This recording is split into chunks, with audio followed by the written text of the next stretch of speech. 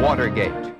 The White House called it a third-rate burglary, but it escalated into the worst political scandal in American history.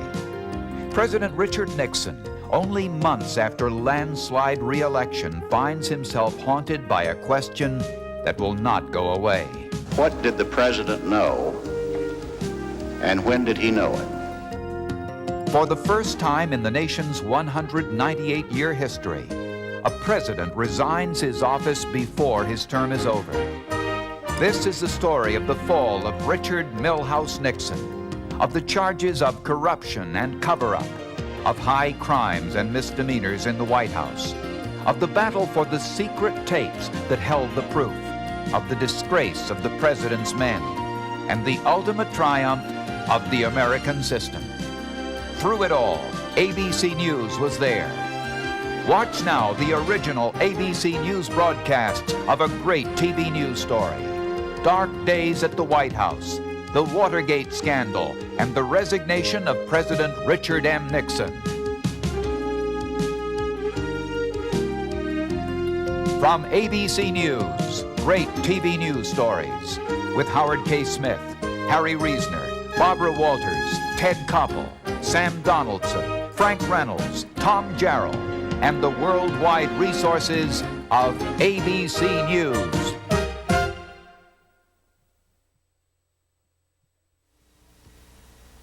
Look at this chamber. The leadership of America is here today. The Supreme Court, the Cabinet, the Senate, the House of Representatives. Together, we hold the future of the nation and the conscience of the nation in our hands. Because this year is an election year, it will be a time of great pressure. If we yield to that pressure and fail to deal seriously with the historic challenges that we face, we will have failed the trust of millions of Americans and shaken the confidence they have a right to place in us, in their government. The Democratic National Committee is trying to solve a spy mystery. It began before dawn Saturday when 5 intruders were captured by police inside the offices of the committee in Washington. The 5 men carried cameras and apparently had planted electronic bugs. One of them had several crisp new $100 bills in his pocket. The police said they were thoroughly professional. The suspects are saying nothing. The Democrats say they have no idea who would want to spy on them. Mr. Nixon says emphatically that the White House is in no way involved in the burglary and bugging of the Democratic headquarters, and he'll have no further comment on that matter. Mr. Nixon made these points. He admits that overzealous workers in his own re-election committee may have been involved in the Watergate bugging caper. And for the first time, the president admitted that the White House has investigated on its own. And he says that it found no one now employed by his administration to have been involved in any way.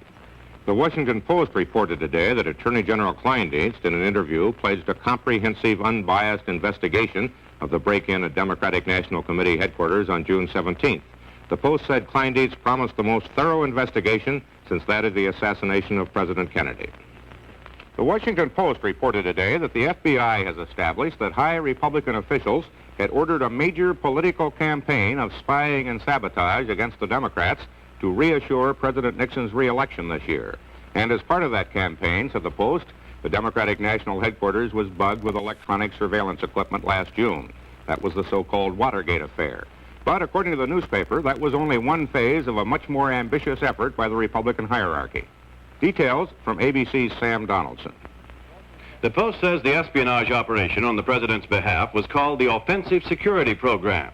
It began in 1971, according to the newspaper, and was aimed first at the major contenders for the Democratic presidential nomination. Its goal, infiltration and subversion.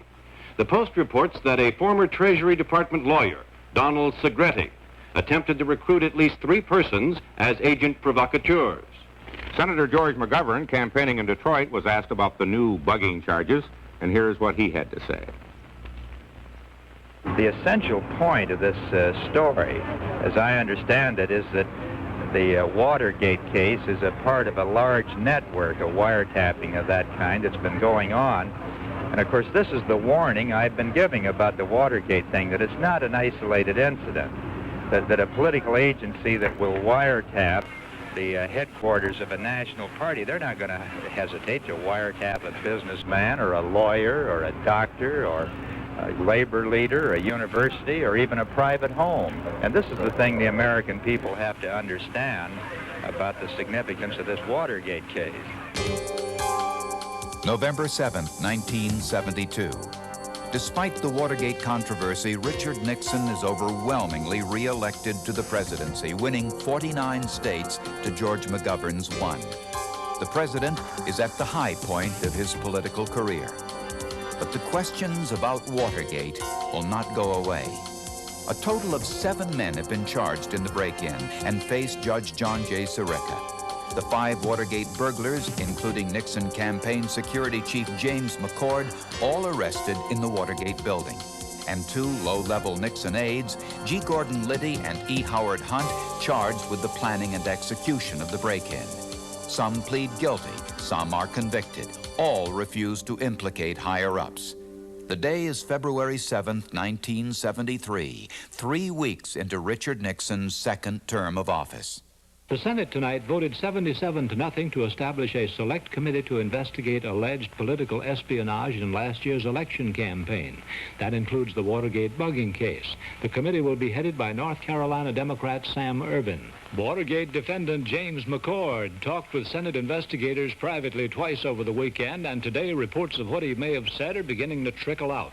The Los Angeles Times reported today that McCord implicated 2 Nixon aides in the break-in and attempted bugging of the Democratic National Committee offices in the Watergate. The Times says McCord asserted that former Nixon campaign director Jeb Magruder and White House counsel John Dean both had prior knowledge of the break-in. Magruder today denied all prior knowledge of the incident. Dean personally has not made any public comment, but today the White House swiftly came to his defense. We have a series of reports. First, ABC White House correspondent Bill Gill. The White House stands firm on its claim that John Dean is innocent of any wrongdoing in the Watergate affair. News Secretary Ronald Ziegler placed the president's personal prestige behind Dean's defense. This morning, President Nixon talked to John Dean, and following that conversation, I can again this morning absolutely deny the fact that Mr. Dean had any prior knowledge of the Watergate matter. It's simply a false report. Also this morning, I'm authorized to express, on behalf of the President, total confidence in Mr. Dean, and again to state to you that any report that Mr. Dean had prior knowledge of the Watergate matter is totally false. When the president stepped before reporters late today, the Watergate scandal became a whole new ballgame. He first pledged full cooperation with a televised hearing before the Senate Select Committee on Watergate. All members of the White House staff will testify under oath if requested. Then the president dropped the second shoe, saying in effect that he now believes through a subsequent investigation that his previous Watergate investigation conducted by John Dean was full of holes. I can report today that there have been major developments in the case, concerning which it would be improper to be more specific now, except to say that real progress has been made in finding the truth. If any person in the executive branch or in the government is indicted by the grand jury, my policy will be to immediately suspend him. If he is convicted, he will, of course, be automatically discharged. I have expressed to the appropriate authorities my view that no individual holding in the past or at present a position of major importance in the administration should be given immunity from prosecution.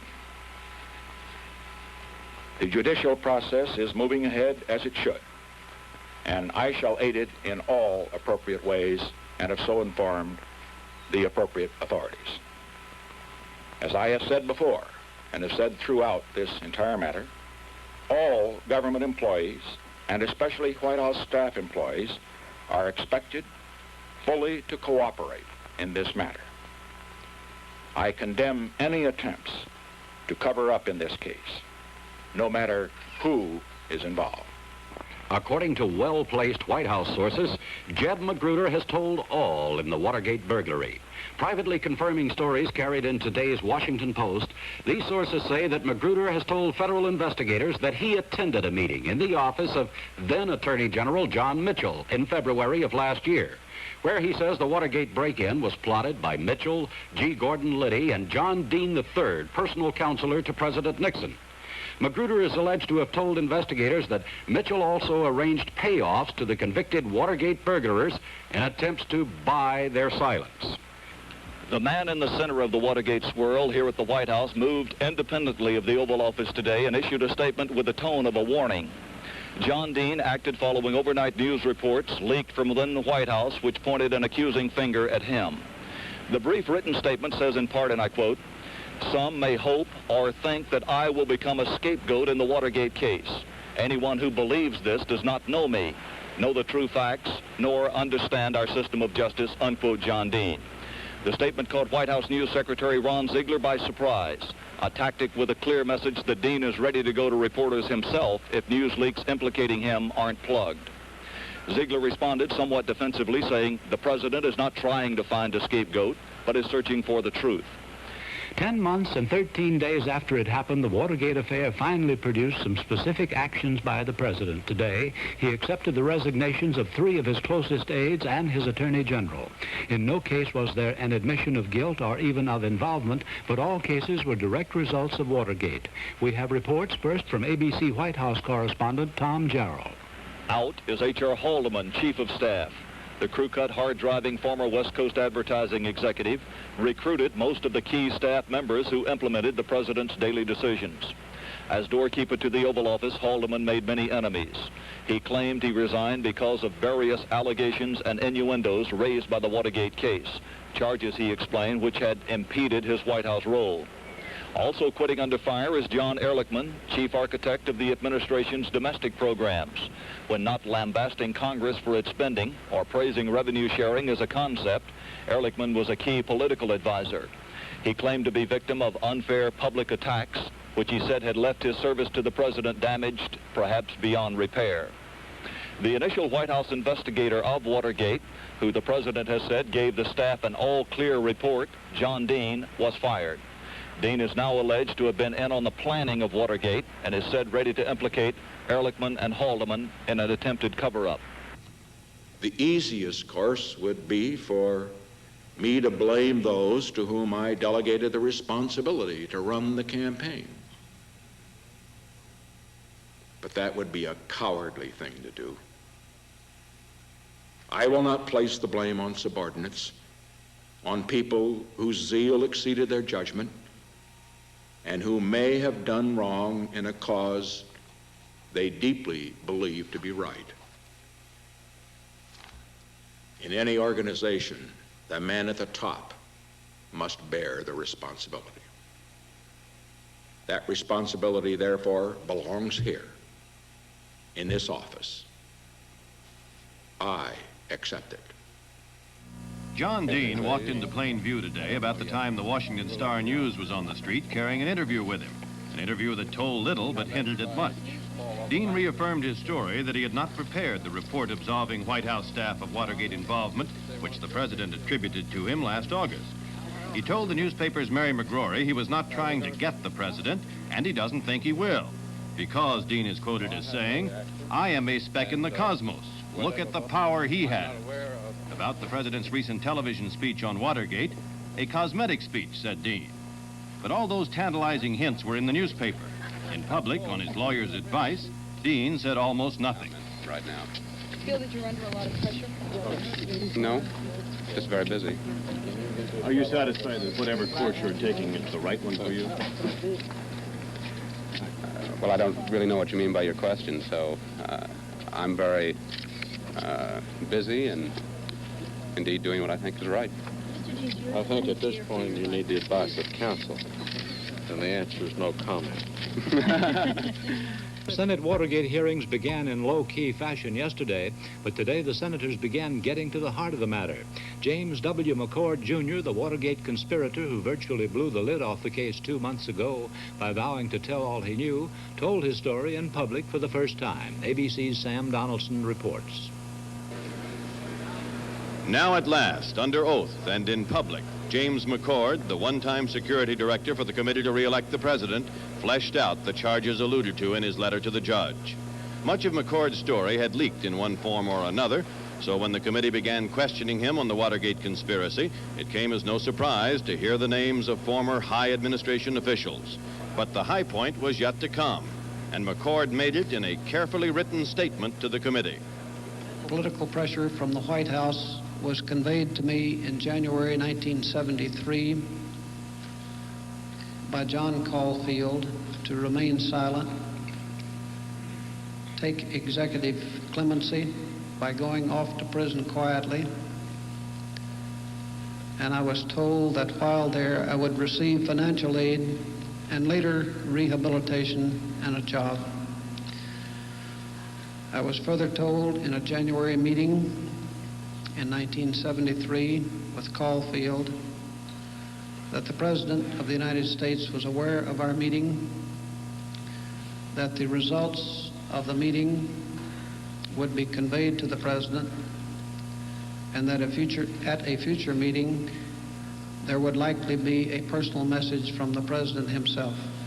There's still another Watergate investigation in the offing, the one to be conducted by a special prosecutor chosen by Attorney General designate Elliot Richardson. Today, Richardson named the man he has picked for the job. He is Archibald Cox, who served as U.S. Solicitor General during the Kennedy administration. John W. Dean III went before the Senate Watergate Committee today and, as expected, gave the committee names, dates, and places involved in the Watergate affair and its cover-up. Included among those names of the names of those having knowledge of the cover-up was Dean's former boss, the President of the United States. We have a full report from ABC's Sam Donaldson. John Dean came with his wife and lawyers, carrying with him an exhaustively detailed, if sometimes ungrammatical, 245-page written statement. But it was not the grammar that shocked the Urban Committee. It was the charge that the President knowingly participated in the Watergate cover-up, a charge Dean put on the record in an almost offhand way at the outset. It is my honest belief that while the President was involved, that he did not realize or appreciate at any time the implications of his involvement. And I think that when the facts come out, I hope the President is forgiven. Dean claimed he didn't know anything about the Watergate break-in until the burglars were caught. He said it came as a complete surprise to him when the President told the nation in late August that Dean's investigation had cleared White House personnel. In fact, said Dean, what he'd been doing during that period was not investigating Watergate, but on Ehrlichman and Haldeman's instructions, covering it up. Then, reading in a dry, toneless style, Dean leveled his first direct charge implicating the President. On September 15th, the Justice Department announced the handing down of 7 indictments by the federal grand jury investigating the Watergate. Late that afternoon, I received a call requesting me to come to the President's Oval Office. When I arrived at the Oval Office, I found Mr. Haldeman, the President, and the President. The President asked me to sit down. Both men appeared to be in very good spirits, and my reception was warm and cordial. The President then told me that Bob, referring to Mr. Haldeman, had kept him posted on my handling of the Watergate case. The President told me I had done a good job, and he appreciated how difficult a task it had been, and the President was pleased that the case had stopped with Liddy. I responded that I could not take credit because others had done much more difficult things than I had done. As the President discussed the present status of the situation, I told him that all I'd been able to do was to contain the case and assist in keeping it out of the White House. I also told him that there was a long way to go before this matter would end, and that I certainly could make no assurances that the day would not come when this matter would not start to unravel. The conversation then moved to the press coverage of the Watergate incident and how the press was really trying to make this into a major campaign issue. At one point in the conversation, I recall the President telling me to keep a good list of the press people giving us trouble because we'll make life difficult for them after the election. Dean claimed that White House efforts were successful in preventing a House committee investigation before the election and in postponing the various civil suits. Dean said he didn't see the president directly again until February of this year. Then a series of meetings took place with the president on Watergate, according to Dean, including one on March 13th, a portion of which Dean recalled this way. I told the president about the fact that there were money demands being made by the 7 convicted defendants, and that the sentencing of these individuals was not far off. It was during this conversation that Haldeman came into the office. After this brief interruption by Haldeman's coming in, but while he was still there, I told the president about the fact that there was no money to pay these individuals to meet their demands. He asked me how much it would cost. I told him I could only make an estimate that it might be as high as $1 million or more. He told me that that was no problem. He also looked over at Haldeman and repeated the same statement. He then asked me who was demanding this money, and I told him it was principally coming from Hunt through his attorney. The president then referred to the fact that Hunt had been promised executive clemency. He said that he had discussed this matter with Ehrlichman, and contrary to instructions that Ehrlichman had given Colson not to talk to the president about it, that Colson had also discussed it with him later. Dean says that by March 21st, he was convinced the cover-up was falling apart, and he said he met with the president on that day to tell him so and urged that everyone come clean. I began by telling the president that there was a cancer growing on the presidency, and that if the cancer was not removed, the president himself would be killed by it. I also told him that it was important that this cancer be removed immediately because it was growing more deadly every day. I concluded by saying that this is going to take continued perjury and continued support of these individuals to perpetuate the cover-up, and that I did not believe it was possible to so continue it. Rather, I thought it was time for surgery of the cancer itself, and that all of those involved must stand up and account for themselves, and that the president himself get out in front of this matter. I told the president that I did not believe that all 7 defendants would maintain their silence forever. In fact, I thought that one or more would very likely break rank. After I finished, I realized I had not really made the president understand, because he asked me a few questions, and he discussed that it would be an excellent idea if I gave some sort of briefing to the cabinet, and that he was very impressed with my knowledge of the circumstances, but not seemed particularly concerned with their implications. Dean said that after the March 21st meeting with the president, it seemed to him the White House now considered him the problem. Dean got a lawyer and went to see the federal prosecutors. Then on the evening of April 15th, Dean said he went to see the president. The president almost from the outset began asking me a number of leading questions, which was somewhat unlike his normal conversational relationships I'd had with him, which made me think that the conversation was being taped and a record was being made to protect himself. Although I became aware of this because of the nature of the conversation, I decided I did not know it for a fact and that I had to believe that the president would not tape such a conversation. Toward the end of the conversation, the president recalled the fact that at one point we had discussed the difficulty in raising money, and that he said that $1 million was nothing to raise to pay to maintain the silence for the defendants. He said that he had, of course, only been joking when he made that comment. As I was on my way out of the office, after exchanging parting pleasantries, I told the president that I hoped that my going to the prosecutors and telling the truth would not result in impeachment of the president. He jokingly said, "I certainly hope so also." And he said that it would be handled properly. Now it is on the public record, John Dean's damning, if largely unsubstantiated, testimony against the president. Tomorrow, the Urban Committee begins cross-examination of Dean, and it is sure to be fierce, for nothing less than Richard Nixon's presidency may ride on whether the public believes John Dean or not. During 7 days in the hospital, the president licked viral pneumonia and came out fighting against the barrage of Watergate problems.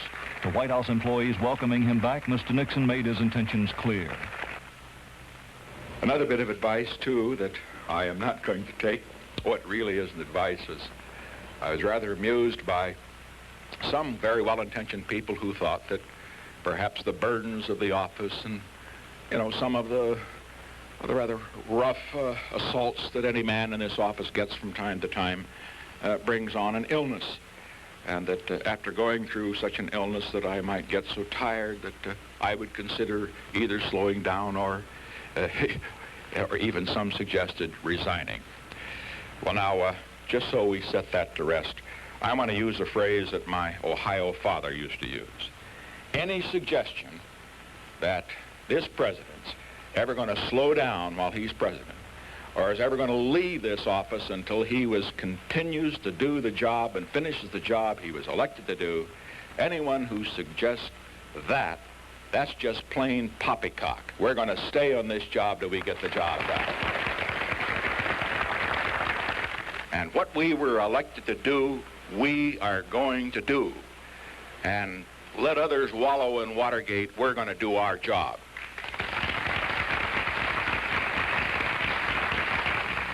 The Senate Watergate Committee broke away from its schedule today to hear from a surprise witness. Alexander Butterfield, a former White House aide who now heads the Federal Aviation Administration, appeared before the committee with startling new testimony. We have details from ABC's Sam Donaldson. Alexander Butterfield was one of former White House Chief of Staff Haldeman's top aides until last March 14th. Many of his duties were conventional, but one of them was not. Butterfield said he was in charge of the presidential bugging system. It seemed that in the spring of 1970, President Nixon ordered that certain of his White House offices and certain of his White House telephones be bugged so that everything that was said could be tape recorded. The bugs in the Oval Office and the Executive Office Building hideaway worked automatically. And would it be your opinion that those devices would pick up any and all conversations, no matter where the conversations took place within the room and no matter how soft the conversations might have been? With regard to the Oval and EOB offices? Yes, sir. Democratic senators on the committee agree tonight the pressure is on the president to produce those tapes, or run the grave risk that public opinion will decide he can't because of what is on them. It was only last week that the Senate Watergate Committee learned of the existence of tape recordings of President Nixon's conversations, including conversations bearing on Watergate. The committee immediately asked for those tapes, and today it got its reply, a formal official no. Not only to the Senate investigators, but also to the government's own special Watergate prosecutor, Archibald Cox. That set the stage for what may well be the biggest constitutional confrontation in our history. We have reports first from ABC's David Shoemaker at the White House. Few presidential statements have been so widely expected and yet so guaranteed to create shockwaves. Mr. Nixon's final decision to refuse access to the tapes on grounds of separation of powers was made yesterday in a meeting with his new Chief of Staff, General Alexander Haig, and Ronald Ziegler, both viewed as hardliners in this showdown with Congress. In his letter to Senator Sam Ervin, chairman of the Special Senate Committee, the president admitted that before the existence of the tapes was publicly known, he had listened to them. To quote the president, "The tapes are entirely consistent with what I know to be the truth and what I have stated to be the truth. However, they contain comments that persons with different perspectives and motivations would inevitably interpret in different ways." This is a rather remarkable letter about the tapes. If you notice, the president says he's heard the tapes, or some of them, and they sustain his position. But he says he's not going to let anybody else hear them for fear they might draw a different conclusion. I deeply regret that this situation has arisen, because I think that the Watergate tragedy is the greatest tragedy this country has ever suffered. I used to think that the Civil War was our country's greatest tragedy, but I do remember that there were some redeeming features in the Civil War, in that there was some spirit of sacrifice and heroism displayed on both sides. I see no redeeming features in Watergate. Mr. Chairman. The pressure continues to build on the president to hand over the White House tapes. Nixon acts decisively. Saturday evening, October 20th, 1973. Nixon orders Attorney General Elliot Richardson to fire Archibald Cox. Richardson refuses and resigns in protest. William Ruckelshaus, the Assistant Attorney General, also refuses and is fired by Nixon. Solicitor General Robert Bork finally does the job. Special Prosecutor Cox is fired. His office is sealed by the FBI. These events are dubbed the Saturday Night Massacre. Cox is ultimately replaced by Leon Jaworski. For the first time since the Watergate case began, talk of presidential impeachment no longer sounds like idle chatter. That's a result of the weekend firing of Special Prosecutor Archibald Cox and the resignations of Attorney General Richardson and his deputy, William Ruckelshaus. We have reports on what is expected tomorrow on Capitol Hill. First, ABC's Bill Zimmerman on the White House side. After the events of the weekend, there is growing sentiment here for the impeachment of the president, though it is doubtful there are now enough votes for it. This resolution will be introduced in the House of Representatives tomorrow by Congressman Jerome Walde of California. In 3 articles, it accuses the president of obstructing justice, of violating the mandate of the U.S. Court of Appeals, and of causing the removal of Richardson, Cox, and Ruckelshaus in defiance of promises to Congress. Walde waved a stack of telegrams, some of the 50,000 reportedly received on the Hill today, heavily favoring impeachment. As he told a news conference, the president has challenged Congress. The president is gambling that the Congress doesn't have the courage to impeach. I think the president will lose that gamble because I think the people in their anger and outrage will insist upon impeachment. As you must know by now, the president today reversed his stand, and after what the White House called painful and agonizing discussions with his advisors, agreed to do just what he had always said he would not do: turn over certain tape recordings of his conversations about Watergate. The tapes will be given to Judge John Sirica, who will then decide what is to be given the grand jury. I have never heard or seen such outrageous, vicious, distorted reporting in 27 years of public life. I'm not blaming anybody for that. Perhaps what happened is that what we did brought it about, and therefore the media decided that they would have to take that particular line. But when people are pounded night after night with that kind of frantic, hysterical reporting, it naturally shakes their confidence. And yet, don't get the impression that you arouse my anger. You see, I have that impression. You see, one can only be angry with those he respects. Mr. President.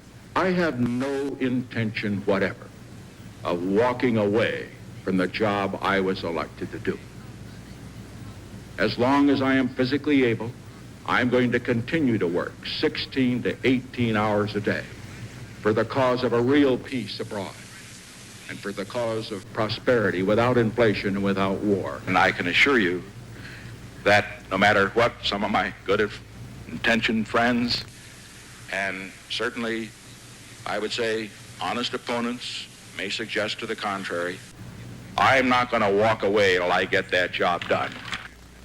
People around me didn't bring things to me that they probably should have, because I was frankly just too busy trying to do the nation's business to run the politics.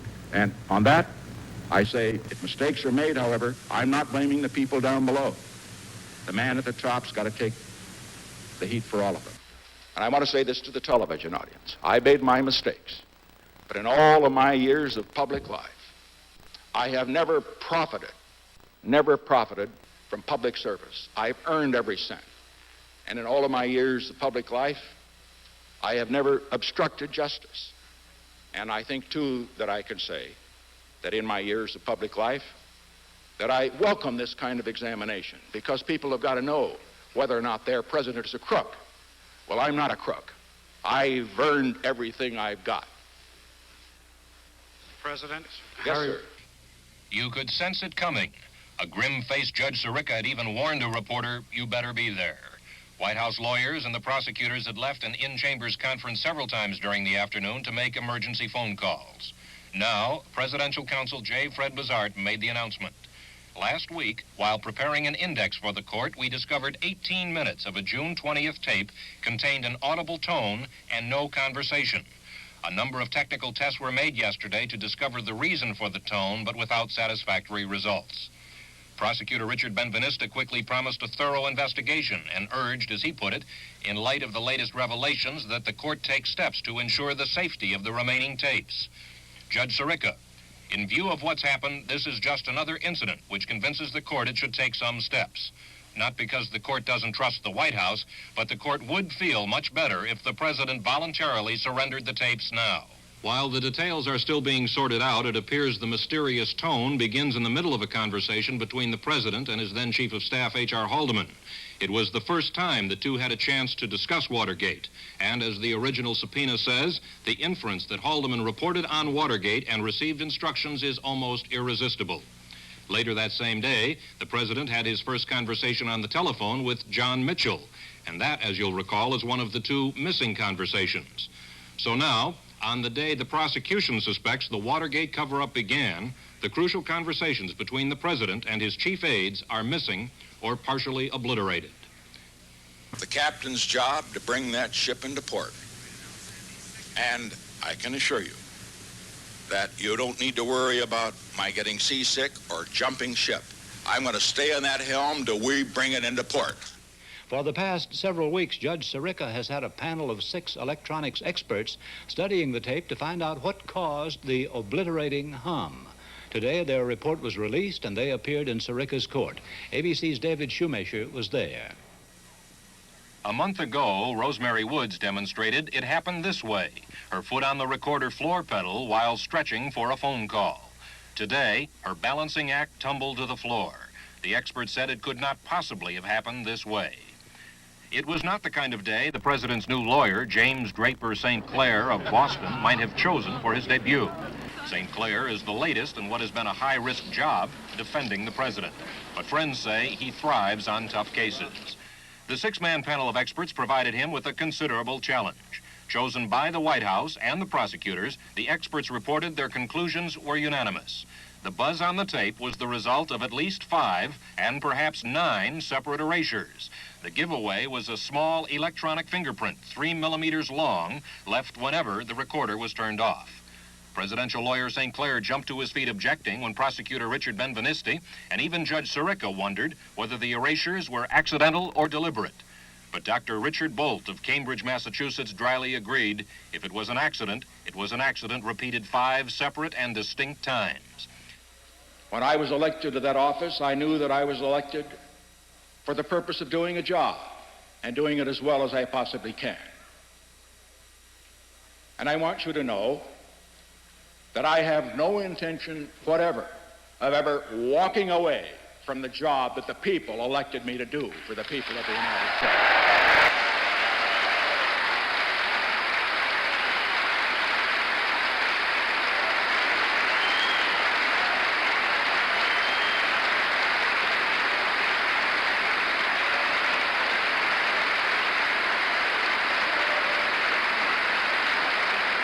For only the second time in American history, Congress has passed the point of no return and committed itself to an impeachment investigation of a president of the United States. By an overwhelming vote of 410 to 4, the House of Representatives today gave its Judiciary Committee unqualified powers for an investigation to determine if there are sufficient grounds to impeach President Nixon. Well, a full impeachment trial in the Senate under our Constitution comes only when the House determines that there is an impeachable offense. It is my belief that the House, after it conducts its inquiry, will not reach that determination. I do not expect to be impeached. March 1st, 1974. The Watergate grand jury indicts Haldeman, Ehrlichman, Mitchell, and 2 others on charges of covering up the Watergate break-in. 5 days later, President Nixon holds a news conference. Mr. President, your attorneys have taken what is seen as the narrow view on impeachment, saying that impeachment should be limited to very serious crimes committed in one's official capacity. And my question is, would you consider the crimes returned in the indictments last week, those of perjury, obstruction of justice, and conspiracy, to be impeachable crimes if they did apply to you? Well, I've also quit beating my wife. Of course, the crime of perjury is a serious crime. And of course, the crime of obstruction of justice is a serious crime and would be an impeachable offense. And I do not expect that the House committee will find that the president is guilty of any of these crimes to which you have referred. When you refer to a narrow view of what is an impeachable crime, I would say that might leave in the minds of some of our viewers and listeners a connotation of which would be inaccurate. It's the constitutional view. The Constitution is very precise. Even Senator Ervin agrees that that view is the right one. And if Senator Ervin agrees, it must be the right one. The House Judiciary Committee on Impeachment subpoenas the White House tapes on April 11th.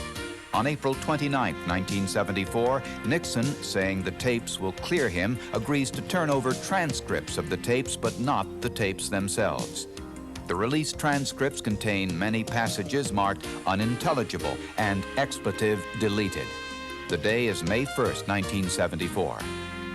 President Nixon created a massive media event yesterday with his release of edited transcripts of the White House conversations. Today, Washington has been a city waiting for several other shoes to drop. The material represents only 31 of the 42 conversations subpoenaed by the House Judiciary Committee and only 20 of 64 conversations subpoenaed by Special Prosecutor Jaworski. The Judiciary Committee meets tonight to consider its next move, and ABC's Sam Donaldson has more on that story. The Judiciary Committee is sharply divided along party lines in advance of tonight's meeting. The Democrats wanting the committee to make it clear the president has not complied with the subpoena. I think we must make an official position, take an official position as to what has happened, and that is inevitably going to establish that in the minds of the committee members, he's not complied with the subpoena, has not satisfied its requirements. We need those tapes. Obviously, reading the transcripts, so many things are deemed to be inaudible, so many things are dropped, so many unexplained omissions that one can't really piece together the story. We simply have been denied the basic evidence that we need. I personally feel the president is not in compliance. I think it is an evident fact he is not in compliance. Beyond some assertion to that effect, we can do little else than to proceed with the inquiry, the factual presentation as promptly as possible, notwithstanding the fact that certain evidence is not available because the White House has not produced it for us. Weighted by the historic burden of their task, members of the House Judiciary Committee today solemnly opened hearings on the impeachment evidence against President Nixon. ABC's Sam Donaldson reports. It was just after 1 p.m. when Chairman Rodino gavelled his committee into history, all but one of the 38 members present. Committee Counsel John Doerr and Albert Jenner sat ready to present the case, focusing today on Watergate. The president's lawyer, James St. Clair, was present today as an observer only. Later, he'll become an active participant. The chairman and the senior Republican set the tone for the hearings.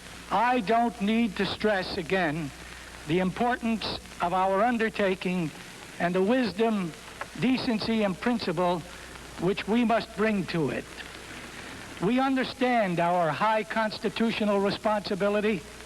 We will faithfully live up to it. For some time, we have known that the real security of this nation lies in the integrity of its institutions and the trust and informed confidence of its people. We conduct our deliberations in that spirit.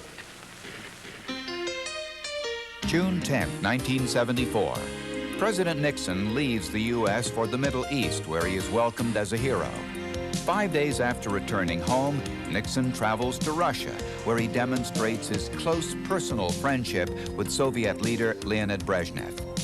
When Nixon returns home, what some call impeachment diplomacy does him little good.